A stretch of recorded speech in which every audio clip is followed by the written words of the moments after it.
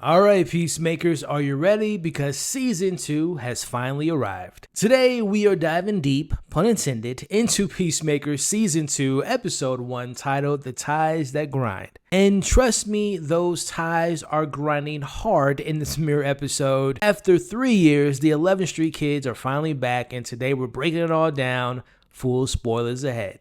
We kick things off with the previously in the DCU, with some things that we've seen before that are now officially canon in the DCU, but there are also some major new changes made to fit into this season and beyond. Jumping right into us revisiting the events from the finale, starting with Adebayo calling her mother Amanda Waller for backup, but instead of her saying she should get the Justice League involved, we hear her saying that they should get the Justice Gang involved. We also hear Peacemaker making a reference to him interacting with Green Lantern instead of Green Arrow. From here, instead of us seeing the silhouettes of some of the members of the DCEU Justice League and the actual cameos from characters like Aquaman and The Flash, we see the Justice Gang, which include our new Superman, Mr. Terrific. We got Green Lantern Guy Gardner, Hawkgirl, and get this, we also have Supergirl, which to me is fascinating considering where we last saw her at the end of Superman last month, and it didn't appear that she was much of a team player. So it will be interesting if we find out in the future that she's teamed up with not only Superman in the past, but clearly also the Justice Gang as well, which is what this new scene basically confirms. Now, just to nerd out for a second, I am curious to why we didn't see some of those characters here. I understand why we didn't see the DCEU Batman and Superman and Wonder Woman in the finale of Peacemaker Season 1, but why not show the new Superman, Supergirl, and Mr. Fantastic in this moment? Now, I would assume that they were maybe too busy shooting Superman because Superman and Peacemaker were shooting around the same time, or maybe the actors David Cornsweet, Millie Alcock, and Eddie Cathetti were working on another project, so maybe there was a scheduling issue, but I just thought that it was interesting not to show all of them considering that this is not a complicated or messy situation like it was back with the DCEU. But as I digress, I do expect to potentially see a lot of cameos in this season of Peacemaker. We might see a Superman. We might even see a Supergirl at some point. Now, before moving on, I thought it would be nice to clarify the timeline that we're working with this season. During an interview with EW, James Gunn addressed how much time has passed in Season 2 since the first season of Peacemaker. He only mentioned it as a couple years, intentionally keeping it vague. He also shared that I see how difficult after my time at Marvel it is to make things truly fit together, so it's an unspecified amount of couple of years. It's also important to note that James Gunn explained at the most recent Comic-Con this past year, the show happens about a month after the events of Superman. As he also says, Peacemaker is definitely part of the DCU now. Now, with that out of the way, let's actually talk about the episode. We see our boy Chris, who has now moved into his dad's house, which already feels like a bad omen. We didn't see him being haunted by his father in this episode like we saw in the finale of last season, but Chris will see him in a much different light later in this episode. As it is now nighttime, we see Eagly being Eagly, wanting to fly outside in the snow, but it's way too cold for that. So we watch as Chris does what any good Eagle dad would do, which is he allows Eagly to spread his wings in the quantum unfolding storage area. Now inside, Chris encounters a mysterious alien who gives him the cold shoulder. Now, based on the most recent Red Band trailer that dropped last week, we'll be seeing this alien again, and knowing James Gunn's sensibilities, I bet this alien will probably have a big moment at some point in this season. Now here's where letting your eagle fly loosely around gets Chris into some interdimensional trouble. We see Eagly senses something familiar as he begins hitting his beak against an interdimensional door, complete with the helmets outside that look identical to Peacemaker's. Curious to know what's on the other side, Chris types in what looks to be his own code and walks right in. Now inside, he finds newspapers praising the work of the top trio, as we'll later find out include himself, his father, and his brother. Now before Chris even processed what's going on, a concerned Augie asks if he's okay, if he's sleepwalking again, and here's the kicker or the ironic moment. Augie says to him it's like he's seen a ghost. Now Chris, understandably so, panics and he bails. It's going to be very interesting to see how Chris will handle this new situation he finds himself in, with knowing that there's a world where he and his family are happy and on the same page as a unit.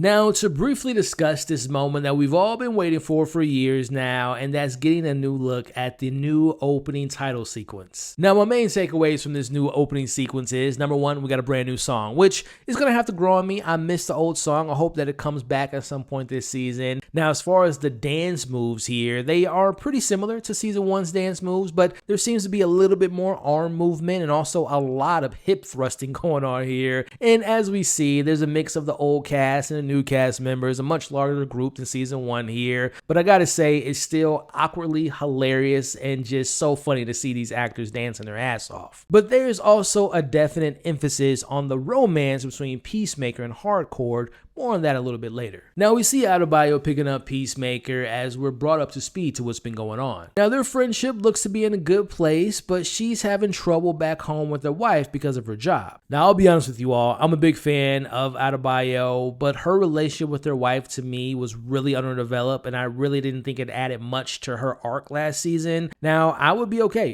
if we don't really address her home life this time around, because again, I just didn't find it to be all that interesting, but I'm sure they'll check in with each other every now and then throughout this new season. Now we also see that she started her new business, Adebayo Security Consulting. Reliable, stylish, and deadly. Love that tagline, by the way, but it'll be interesting to see if this new business will be successful and important to her story this season. I also wonder if we'll see her interacting with her mom, Amanda Waller. I would love to see her pop up in the season because honestly, they only had like 1 or 2 seasons, season 1, but I am curious to know, knowing about Waller, if she is in this season, will whatever the events shake out to be in Peacemaker, will it roll over to her announced Waller series that's been delayed for a couple years now? Chris, meanwhile, hasn't been getting along with some of the metahumans who have been making fun of him, but Adebayo reminds him that he is a real superhero who saved the day, and any superhero team would be lucky to have him. Which, speaking of, we see that he's headed into an audition for a spot in the Justice Gang, and is very much put together like an American Idol type of situation.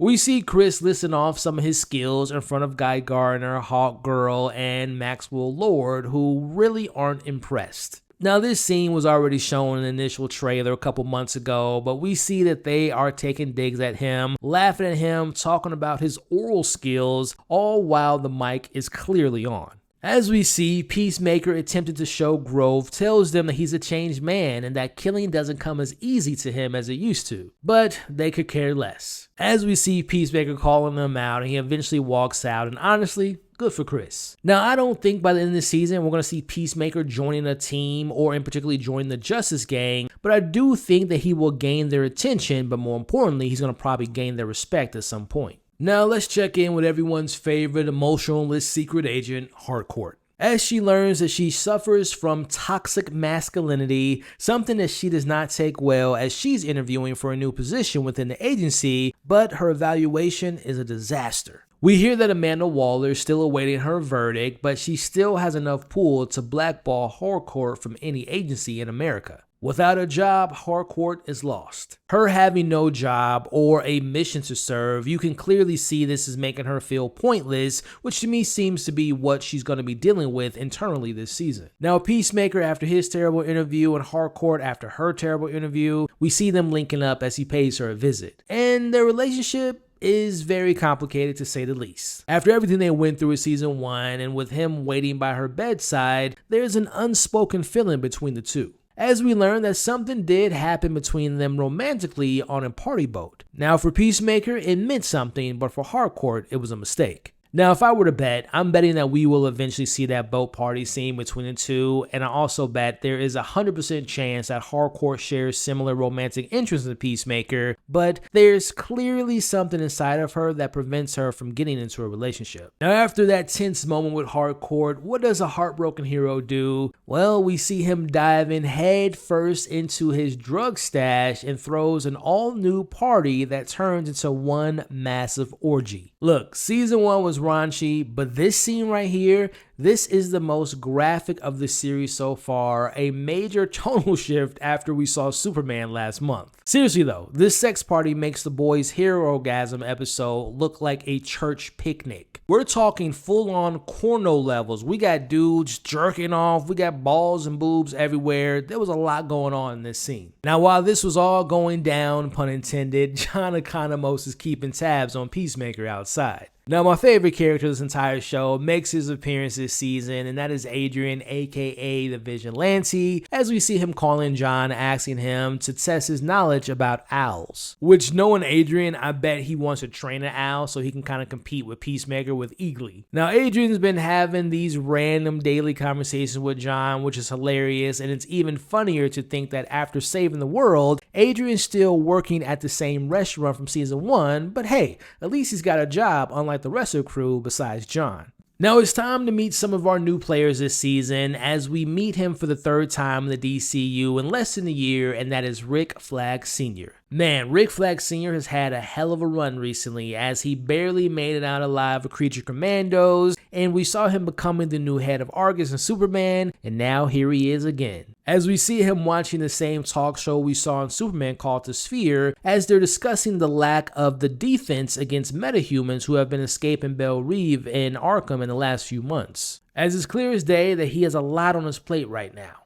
Now, someone like me who not only watched and enjoyed and covered Creature Commando Season 1, I do wonder if this show will make any reference to the events of what Flag went through in Creature Commandos, and I also wonder if they're going to show how he went from being unconscious in a hospital bed after losing brutally to a fight with Clayface, and how he became the head of Argus. I also wonder if any of the Creature Commando members will make their live-action debut in Peacemaker Season 2. Maybe we'll see David Harbour as Eric Frankenstein, since him and Rick Flag were pretty close. Now, we also are introduced for the very first time in the DCU, Sasha Bordeaux, who informs him on the glitch in Peacemaker's house, one that's similar to Lex Luthor, who was toying with the quantum rifts in Superman. Now, speaking of the glitch and the quantum rift, I do wonder if it'll ever be revealed how Augie even managed to get access to the quantum folding storage, and if maybe it'll be revealed if him and Lex Luthor were somehow working together at some point in the past. Now, backtracking a bit and discussing Sasha Bordeaux. Now, Sasha was first introduced in the comics back in 2000, where she was a Secret Service agent who turned into a private contractor hired by Bruce Wayne's personal security, which was Lucius Fox, even though Wayne didn't want her to be a part of the security. Now, Sasha became very suspicious of Bruce Wayne's late night disappearances as she did some searching, and she was shocked to find that Bruce Wayne was secretly Batman. Now, long story short, her and Bruce Wayne had a little bit of a romantic thing going on, but they eventually broke things off when she found out that he was a playboy. Now, besides having ties with Batman and Argus, she's also connected to a group by the name of Checkmate.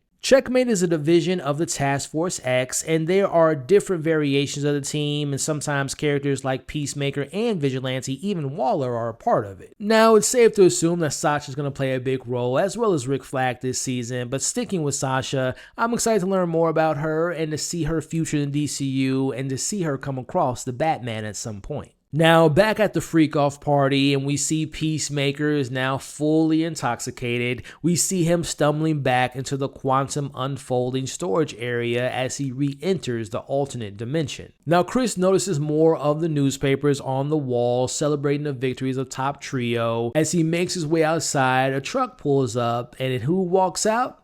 Keith. That's right, his older brother, the one he accidentally killed in his own dimension, who here is alive and well. And not only that, their father comes outside and Peacemaker witnesses a level of care and compassion from his father that Chris never thought was possible. As we see this new trio sharing some old stories about how Chris used to fight this imp that came out of the dimensional portal, as we watch Chris is in absolute shock about this moment right now. Meanwhile, Harcourt, still reeling and frustrated, hits a bar. We see that she gets this unwarranted attention from one of the biker members. As she is already fueled by anger, we see she explodes and has a bar fight, as she manages to take out at least 5 or 6 of the dudes before eventually losing and getting kicked out of the bar. But the look right here of her bloody face tells a completely different story. She wanted that fight. She needed to feel something, to feel pain, to feel alive. There's a deep sadness and anger in her that I'm definitely excited to explore more this season. Now back with Peacemaker, as everyone says their goodnights, this was a really nice moment for Chris as he says to his brother Keith that he loves him,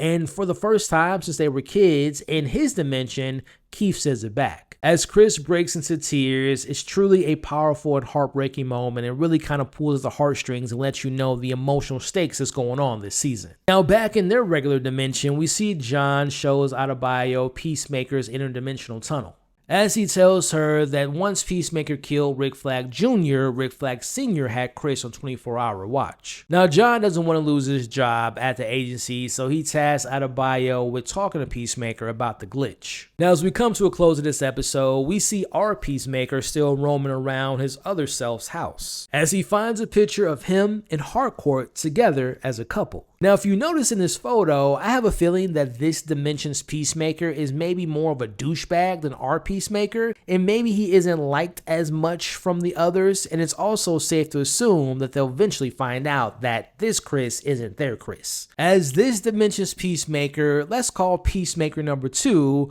walks in and puts a gun up to Chris's head. Now, our Peacemaker tries to make a run for it as he's trying to get back into his own dimension. They both chase into the quantum unfolding storage area and go at it for a little bit, exchanging blows. As Peacemaker number 2 has the upper hand and is about to deliver the killing blow to our Peacemaker, but out of luck, we see that he gets blasted into some metal object that stabs him in the back and kills him, as our Peacemaker is the last man standing. As it appears that Chris is going to have a choice to make. He's going to look to be living a double life, well, until he gets caught, and will most likely have to choose between his dimension or the other, and my guess is that the other dimension will again eventually find out that that isn't their Peacemaker. And if I were to make a guess, I would imagine at some point that our Peacemaker will have to go toe-to-toe against his father and Keith from this other dimension, and they will probably want to kill him after what he did to their Peacemaker. So before we get into my theories, I will say overall, as far as my review goes, I thought this was a pretty interesting premiere. Now, after a 3-year wait, I wouldn't say this premiere episode was like an explosive episode, but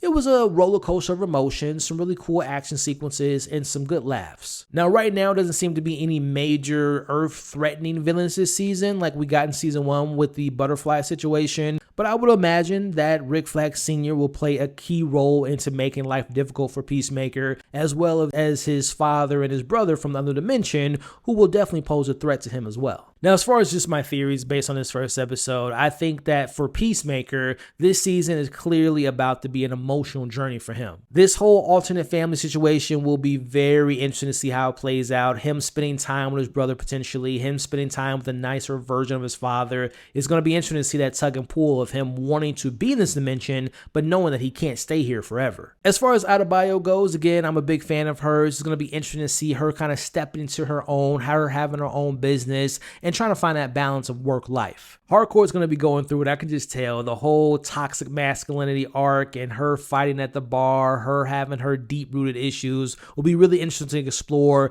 the violent nature of her, but also what is it about her past that makes her not feel comfortable with potentially getting into a relationship with someone else like Peacemaker. Now, as far as the Justice Gang characters, I hope this wasn't just a one-off cameo. I hope that we get to see them again. I also hope that we get to see maybe Metamorpho, who we know is a part of the gang after Superman, which, speaking of Superman, can we see Mr. Terrific? Will David Cornsweat pop up? Will we see Supergirl at some point this season? Or hell, I wouldn't be surprised if we see Lex Luthor in Belle Reve. That will be awesome to see. Now, as far as the quantum rifts and the interdimensional doors, is this the DCU's way of maybe opening up the multiverse? And is this the back door that might point to Robert Pattinson's Elseworld Batman making his way into this DCU universe? I don't know. I'm not a big fan of that. I want Robert Pattinson to be in his own universe. But again, I think this is their way of just opening up the possibilities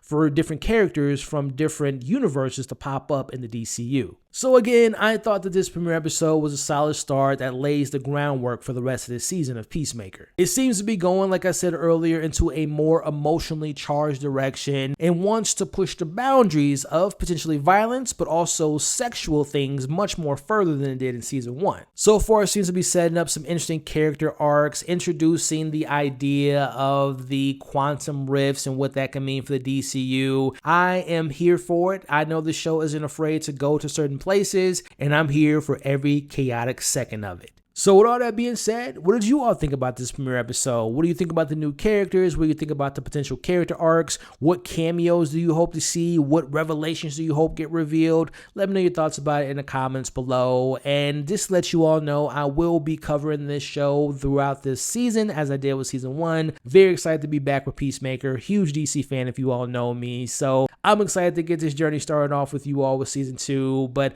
with that, I appreciate you all for making it to this point in the video. If you all are still here, do me a favor, put in the comments right now, #JusticeGang. If you all want to show some support to the channel, don't forget that you can join the channel memberships, but also consider liking this video, sharing this video, but also consider following my podcast, which this will be available to listen to in podcast form. You all are awesome, stay safe, and I'll catch you all on next week's episode of Peacemaker Season 2.